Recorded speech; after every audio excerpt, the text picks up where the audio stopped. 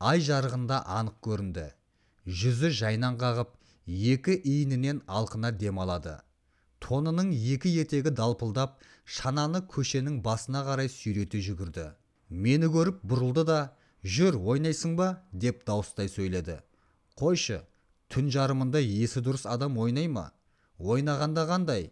Тө, сен өзі мынадай айлы, жарық түнде шанамен сырғанаудың қандай керемет екенін білмейді екенсің ғой.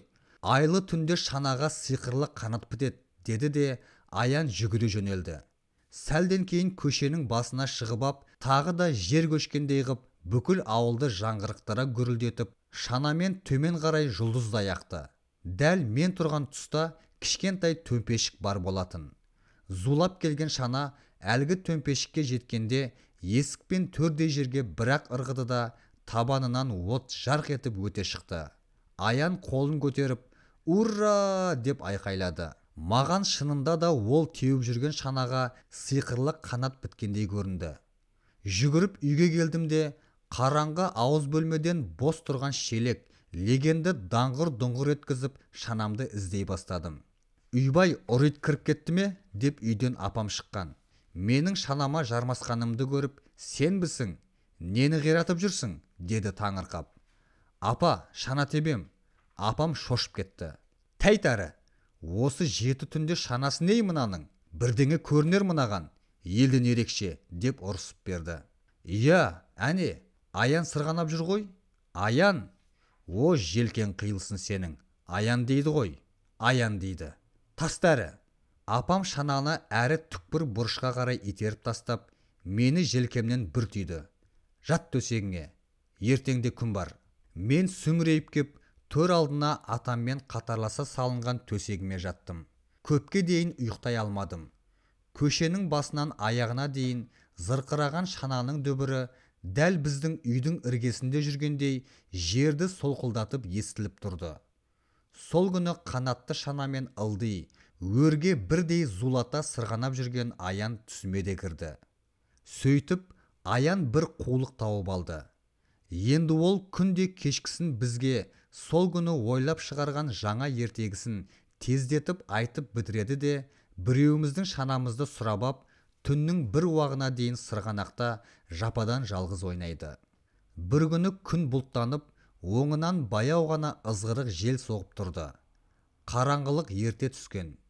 Біз де дағды бойынша ауыл үйлері шам жаға бастаған кезде атқораның төбесіне жинала қалдық. Аян бұл күні өте-мөте көңілді еді. Бәріміз жапа тармағай ешкі сирақ шылымды орауға кіріскенбіз. «Әй, мен сендерге бір қызық айтайын ба?» деді ол, сүйінші сұрағандай қуанышты үнмен. Мен бүгін таң алдында түсімде ағамды көрдім. Рас айтам, түнде жатарда ағамның пальтосын басыма жастап, көпке дейін иісін иіскеп жаттым. Ағамның иісі сіңіп қапты. Бір түрлі жусанның иісі сияқты жақсы иіс. Мен бүйтіп жағасына мұрнымды тығып алдым да ұзақ-ұзақ иіскедім. Әжем ылғи, «Ағаңды анау жусан төбенің үстінде мал қайырам деп жүргенде айдалада тапқанмын» дейтін. Менің ағамда жусанның иісі содан қалған. Сөйтіп жатып ұйықтап едім, түсіме кірді. Мен де ылғи көкемнің пальтосын жамылып жатамын. Менің көкемнің пальтосынан да жусанның иісі шығып тұрады, деді бір бала. Сөйткенше болған жоқ, тұс-тұстан жамырай дуылдап, соғыста жүрген әкелеріміздің, ағаларымыздың үйде қалған киімдерін еске алып, олардан шығатын иісті сөз етіп кеттік. Және бір қызығы, көпшілігіміз ол иісті жусанның, дәл өзіміздің ауылдың іргесіндегі жусанның иісіндей дестік. Онан бір кезде Аян, «Менен де жусанның иісі шығып тұрады. Ағама тартқанмын. Міне, иіскеп көріңдерші», деп өз омырауына тұмсығын тықты. Біз дереу кезектесіп, оның омырауын иіскеуге кірістік. Өзі айтқаннан ба, әлде шынымен солай ма? Әйтеуір Аянның омырауынан бұрқырап, жусанның иісі шығып тұрғандай көрінді бізге. «Раси, жусанның иісі шығады. Қандай сүйкімдей жусанның иісі», дестік бір ауыздан.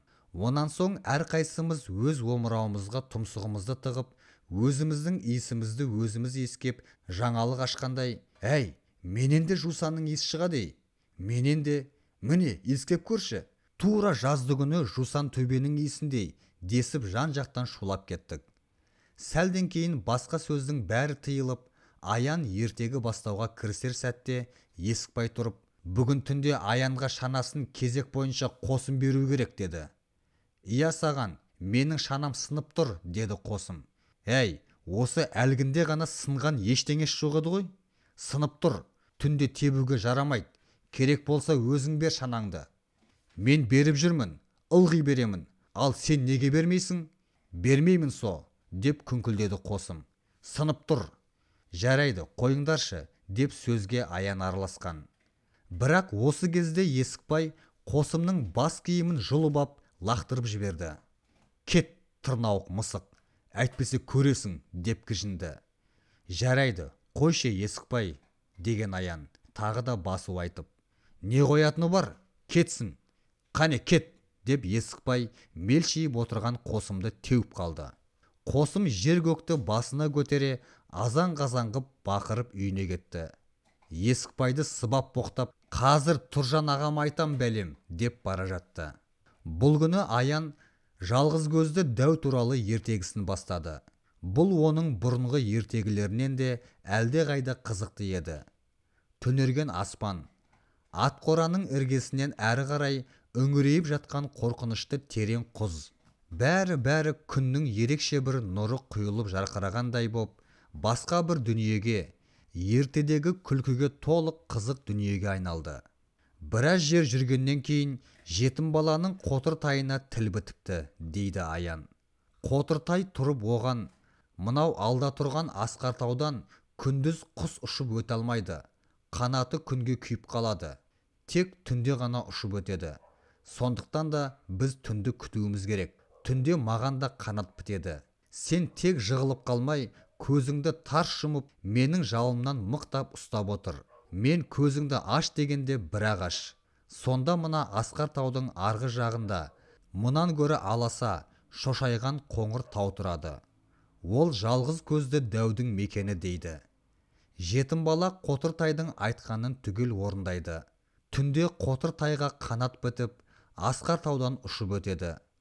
Бір кезде Қотыр-тай, енді көзіңді аш дегенде, жетім бала көзін ашса, дәл алдында, ақырын теңселе қозғалып, шошайған қоңыр тау тұр екен. Осы тұста Аян көзі шарасынан шығып, бізді жаңа ғана көргендей, бәрімізге бір-бір қарап өтті. Жалғыз көзді дәу естіп қоймасын дегендей даусын бәсеңдетіп, сыбырлай сөйлейді. Біз болсақ шөп қуысына тығыла түсіп, төңірекке жалтақтай береміз. Түн қараңғылығында шошақ бөрікке ұсап қарауытып тұрған ешкі өлмес шоқысы енді бірде жалғыз көзді әулие мекен еткен Үңгіртауға ұқсап кетті. Дәл қазіргі сәтте сол Үңгіртаудың ішінде жалғыз көзді дәу қорқырап ұйқыда жатқан сияқты.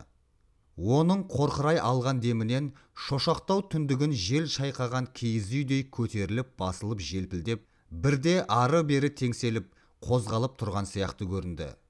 Демімізді ішімізге тартып, қараңғыда теңселгендей боп тұрған ешкі өлмес шоқысына көз тігіп қарай беруге дәтіміз шыдамай Аянға қараймыз. Қараңғыда бозарып көрінген жүдеу өңі сол өзі айтып отырған қиялдағы дүниені көріп отырғандай дірілдей шатынап, көзі жалт-жұлт етеді. Ызғырық жел онан сайын суытып, қар ұшқындай бастады. Тұтасқан қап-қара аспан тұншықтыра салардай боп, ауыл үстін тұмшалап тұр. Ит үрді. Тура жалғыз көзді дәудің иті құсап, ұлы бүрді. Апырай, жалғыз көзді дәу оянып кетер мекен деп зәре құтымыз қалмайды. Өстіп ертегі қызығына беріліп отырғанымызда шеттегі бір бала, ойбай, өрт деді. Шөптің арт жағын ала, ызғырық желдің өтінде лаулап от жанып жатыр. Бұл атқораның төбесі күзде ғана сабанмен жабылған. Жанып жатқан сол сабан екен. Шетте отырған балалардың бірі шылымын сөндірмей лақтырып тастап, сабан содан тұтанса керек. Жел өтінде лезде лапылдап көтеріліп кетті. Не істерімізді білмей сасқалақтап, қорадан секіріп түсіп, тым-тырақай қаша жөнелдік. Балалардың ең соңын ала секіріп түскен Аян, ойбай аяғым деп жан дауысы шыға айқайлап жіберді де шоңқан кетіп жата кетті. Бірақ біздің оған қарайлайтындай шамамыз жоқ. Ауыл жақтан аттан деп жер көкті басына көтере айқайлап, шолақ қол бригадир Тұржан да жетті. Армия қатарынан жақында ғана қайтқан. Сол қолын білегінен оқ жұлып кеткен. Бірақ өзі аса қатыгез, мейірімсіз адам еді. Келген күні-ақ қан көріп қаным бұзылып келді деп үйіне жиналған қатын қалаш, кемпір шалдың зәресін алған. Бригадир боп тағайындалғаннан кейін жұмсағанда тілін қайырған талай әйелдер мен жасөспірім балаларды әлімжеттік етіп сабаған. Қазір сол Тұржан жүгіріп жеткен бойда қораның артында төрт бүктеліп шырқырап жатқан Аянды дәу табан кирзі етігімен теуіп кеп жіберді. Аян қалпақша қалқып барып анадай жерге түскен. Тұржан енді оны қолындағы қамшымен тулақты сабағандай көміп алды да тағы да тептай кеп, бас демей, көз демей былшылдатып тебе берді. Әуелде құлындағы даусы шығып шырқырап, ағатайлап шыңғырған Аянның біраздан кейін үні өшті. Кирзі етіктің астында жансыз аттай илектеніп жата берді. Ауылдағы жұрт дүркірей жиналып кеп өртті сөндірді. Әлдегім келіп былқ-сылқ етіп жатқан Аянды көтеріп алды. Қарт адамның даусы: «Иттің баласы, пәшеске берген қолыңның құнын осы қаршадай жетім баладан алайын деп пең, өй есіркі!» деп ақырды Тұржанға. Біз басқа балалар осының бәрін алыстан, бұта-бұтаның арасынан сығалап қарап тұрдық. Дір-дір етіп шетімізден жылап жіберуге шақ едік. Ел кеткен соң жасырынып, бұғып үйді үйімізге тарадық. Үйге келсем, төсектер салулы, бірақ ешкім жатпапты. Атам екі көзі қанталап, терісіне симай тырсылдап ашулы отыр. Апам көзін сығымдап жылап отыр. Не болды екен деп шошып, босағада тұрып қалдым. «Өй, аузыңды ұрайын, жаман неме», деді атам жекіріп. «Тұржанның тепкісін Аянмен бірге көрсең етті. Жаны тәтті шірік, көрінбе көзіме». Мен үн-түнсіз жер шұқылап босағада тұрдым да, мұнан өзге ештеңе айтылмаған соң, аяғымды, сырт киімімді шешіп, төрге өттім. Тамақ сұрап ішуге баталмай, сыбдырсыз шешініп төсегіме жаттым. «Сорлы жетімнің көрген күні осыда», деді бір кез анам ауыр күрсініп. «Қорғары жоқ болған соң басынғаны ғой. Бұл Өржанның баласы кісі өлтірер. Иттің сұры жаман, сұрынан шошимын», деп қойды атам. Таңертең ояна кетсем, апам жаңа сауып әкелген сүтін құрсаулы бәңкеге құйып отыр екен. Менің оянғанымды көріп: «Тұра ғой, мына жарты күрішкеде сүтті пешке қояйын, піскен соң іш. Ал мына сүтті әлгі Аянға апарып берейін». Байғұс бала көк бөмбек тұлыптай боп қозғала алмай жатқан көрінеді. Деді. Киініп, жарты күрешке ыстық сүтті апыл-ғұпыл іше сап, Бапай шалдың үйіне мен де жеттім. Аян есік жақтағы темір пештің түбіне төселген құрым киіздің үстінде кір-кір жұқа құрақ көрпе жамылып жатыр екен. Бір жан бастаған күйде қозғала алар емес. Қамшы мен тепкі тиген денесі көк бөмбек болып күлкілдеп ісіп кетіпті. Бет аузы да ісіңкі, көзі кішірейе жылтырап жаутаңдай жатыр. Домбыға кезерген ерінен жалап қояды. Мен оның жанына кеп отырдым. Ол да үнсіз, мен де үнсізбін. Бір-бірімізге жалтақтап қарай береміз. Енді бірде апам мен жүн тұтып отырған Бапайдың кемпірінің сөзіне құлақ тостым. «Байғұс баланың аяғын салдырдыңдар ма?» деп сұрайды апам. «Жоға, әлгі шал ертеден бері зыр жүгіріп сынық салатын адам табалмады. Асылбек сынықшы бар емес пе? Жолаушы кетіпті ғой». Сәл үнсіз отырған соң, Бапайдың кемпірі Аянды кінәлай сөйледі. «Жүгірмек-ай десеңші, өзіне де обалы жоқ. Түн жарымынсыз бір қайтпайды ғой. Елден ерекше осыны алып бара жатқан ненің ойыны екенін білмеймін. Ойының осылғырдың, ибаяу», деп мұнан арғы сөзін сабырға айналдырып жіберді. Осы үйдің көрпесін шірітіп, есі кіріп қалса да. Бапайдың кемпірі қанша сыбырлай айтса да, соңғы сөздері бізге анық естілді. Қып-қызыл боп кеткен Аян тістене шатынап, басын бұрып әкетті. Іргеге қарап жатты. «Үйбай, белім-ай, көп отырып қаппын ғой, үйге кетейін», деп менің апам орнынан тұрды. «Аян тәуір болғанша күнделікті бір күрешке сүтті бізден алып тұрыңдар». Бапайдың кемпірі апаммен ілесе сыртқа шықты. «Қосымды соғу керек», дедім мен оңаша қалған соң. Аян теріс қарап жатқан күйде, ендігәрі өлсем де темекі тартпаспын деді. Тұржан жаман адам, қаны бұзылған. Бұл сөзіме Аян жауап берген жоқ. Әлден уақытта басын көтеріңкіреп маған, анау пальтоны әперші, деді ілулі тұрған қара пальтоны нұсқап. Мен осы үйдегі жалғыз орындыққа шығып пальтоны алып оның алдына әкелдім. Аян басын жастықтан әзер көтеріп, екі қолы дірілдеп пальтоның жағасына тұмсығын тығып жіберіп, құшырлана иіскеп алды да, тез іліп қой, әйтпесе ұрсат, деді. Онан соң шалқасынан түсіп, көзі бажырайып, кірпік қақпастан үйдің төбесіне тесірейе қарап ұзақ жатты. Қалың ойда жатқан сияқты. Өңі сұрланып, дірілдей демалады. Апарық, шырпының жіңішкелігіндей қолымен домбыққан ісіктерін сипады. Бір кезде ғана, ағам келеді ғой жақында әлі, сонда көрсетеді Тұржанға, деді. 10 шақты күннен кейін Аян төсектен тұрып жүре бастады. Тобығы тайған аяғын жер сыпырғандай көлденеңінен сүйретіп, солқылдап басатын болды. Мен оған, Асылбек шал келді ғой, аяғынды салғызбайсың ба дегем. Ауырады ғой енді, деді ол жабырқаған кескінмен. Ой, сен білмейсің ғой, тобығыңды қайта салғызғандай қалай ауыратынын. Сұмдық ауырады. Енді ол күнде кешке қарай сырғанақтың басына кеп, ойын тарқағанша қалқиып тұрады да қояды. Ойынға араласпайды. Бір-екі рет мен де, Садық та шанамызды бергенбіз. Басын шайқап теппей қойды. Аяғым ауырат, деді. Кей күні ойыннан кейін мен кешкі тамақты ішіп ап, Бапайдың үйіне баратынмын. Мен келгенде Аян ылғи темір пештің аузында от жағып отырады. Ол кезде соғыс жылдарында біздің ауыл отынға сабан жағатын. Малатаспен бастырған астықтың сабаны орған қамыс сияқты ірі болады.